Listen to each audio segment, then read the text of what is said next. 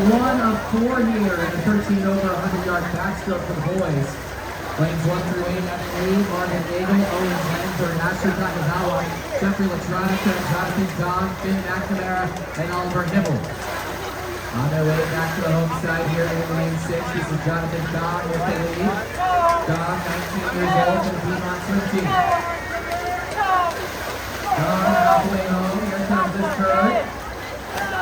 Takazawa, Latronica, lanes 4 and 5. Two very elite swimmers. We'll see if they have something to say in the final moments of this race. Here comes Takazawa right on cue in lane 4 in the second.